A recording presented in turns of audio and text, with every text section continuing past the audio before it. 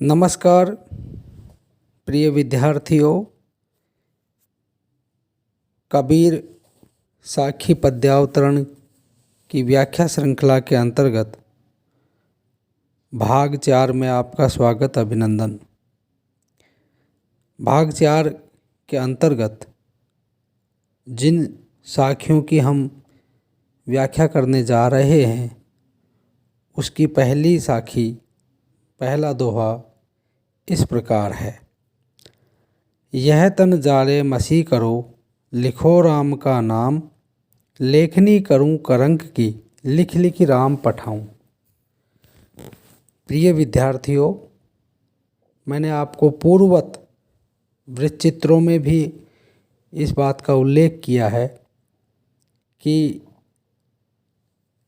संदर्भ के अंतर्गत, सप्रसंग प्रसंग के अंतर्गत आपको लिखना है कि प्रस्तुत पद्यावतरण हमारे पाठ्य पुस्तक में संकलित कबीर की विरह के अंग से उद्धृत है।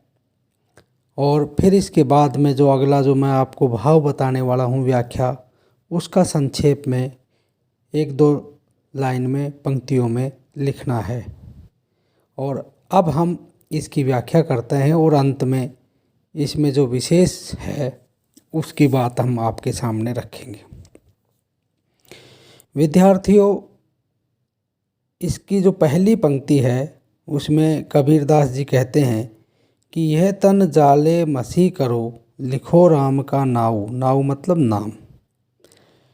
कि हे परमात्मा, आत्मा कहती है कि मैं अपने इस भौतिक शरीर का अस्तित्व समाप्त कर दूंगी और आपके विरह में ये शरीर जलकर नष्ट हो जाए, और मैं फिर उसके बाद ये जब नष्ट होगा तो जब राख बन जाएगी, रोशनाई स्याही बनेगी, उसको मैं आपके नाम लिखने के लिए काम में लूँ। लिखो राम का नाम, और आपका राम का नाम लिखकर मैं आपके पास लेखनी करूं करंक की।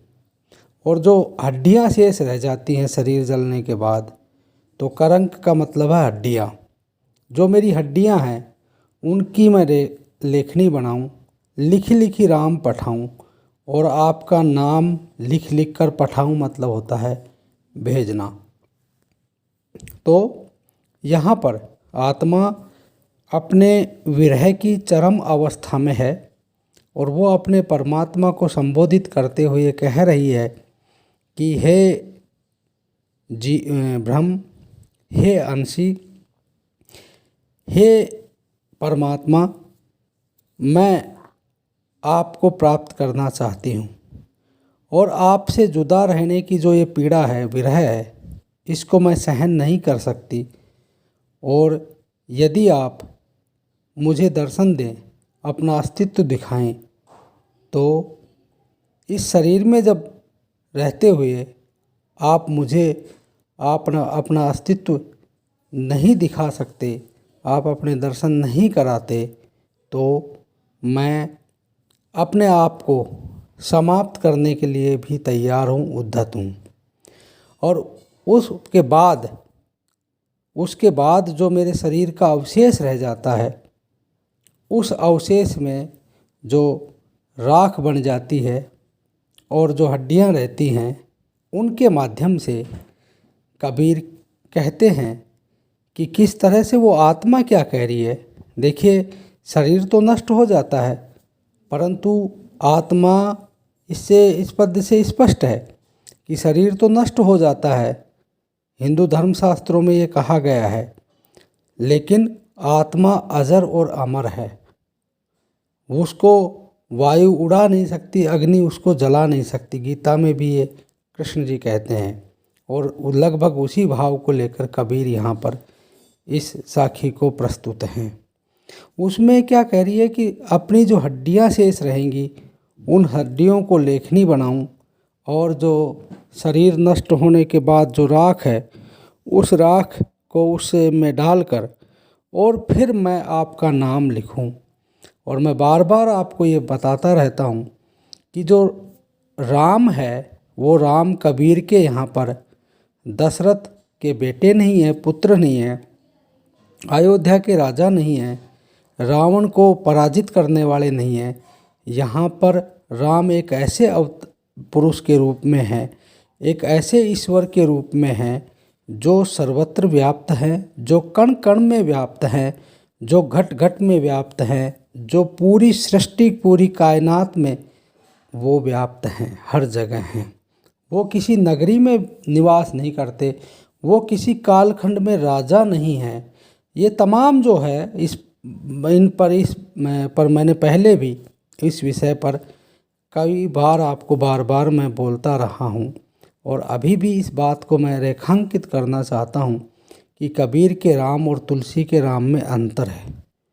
तुलसी के राम वे राम हैं, ये इस बात का आप उल्लेख भी कर सकते हैं।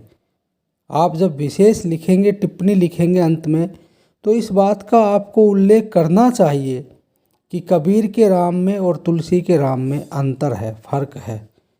कबीर के राम सर्वत्र व्याप्त हैं।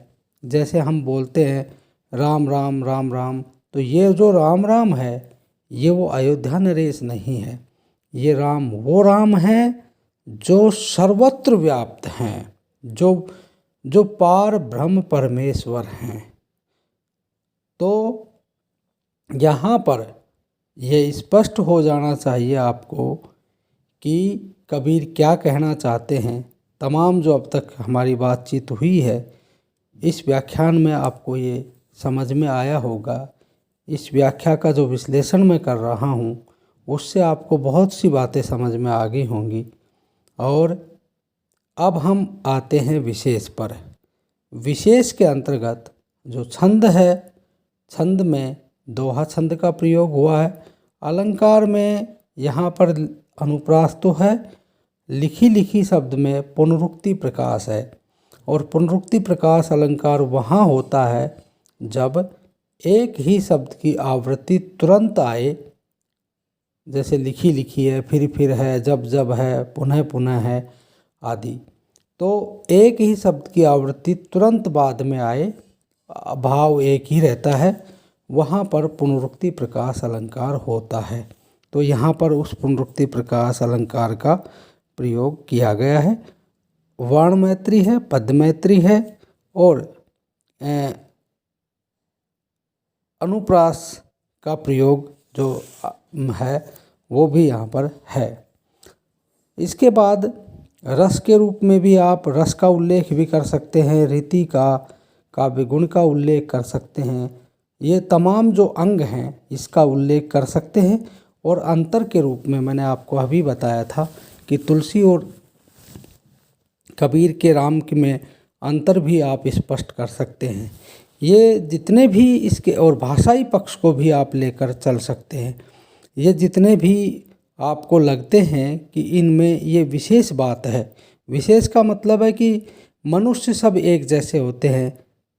फॉर एग्ज़ाम्पल आप इसको इस तरह से समझ सकते हैं कि सभी मनुष्य के दो हाथ दो पैर ये सब होता है, लेकिन हर मनुष्य दूसरे मनुष्य से अलग होता है। तो उस मनुष्य में जब आप किसी व्यक्ति का वर्णन करते हैं तो आप ये नहीं कहेंगे उसके दो हाथ हैं, ये है वो है, ये तो सामान्य बात है। लेकिन उसमें विशेष बात क्या है, आपको अलग से क्या लगता है। उसकी आँखें यदि आपको, या उसके हाथ पैर में कोई आपको अलग से भाव दिखता है, या फिर उनके मूल भाव में कोई अलग से दिखता है, तो वो आपको उसका रेखांकन करना अति आवश्यक है, करना चाहिए। उसमें कंजूसी नहीं बरतनी चाहिए। चलिए अब आगे हम चलते हैं दूसरी साखी पर। दूसरी साखी कुछ इस तरह से है। कबीर पीर पिरावनी पंजर पीड़ न जाए, एक जब पीड़ परिति की रही कलेजा छाए। कबीरदास जी कहते हैं, कबीर तो क्या कहते, कबीरदास जी के माध्यम से आत्मा बोल रही है, या कबीर आत्मा से बुलवा रहे हैं, कैसे भी। पीर मानी पीड़ा, पिरावनी मतलब होता है बहुत तेज।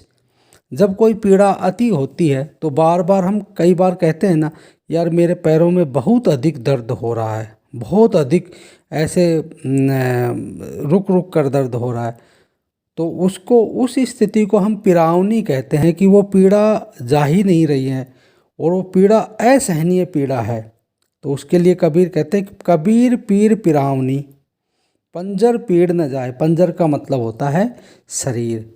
कबीर, अब हम सामान्यतः कहते भी हैं कि अस्थि पंजर उसके तो भाई वो हो गए, अर्थात पंजर शरीर के लिए कहा है।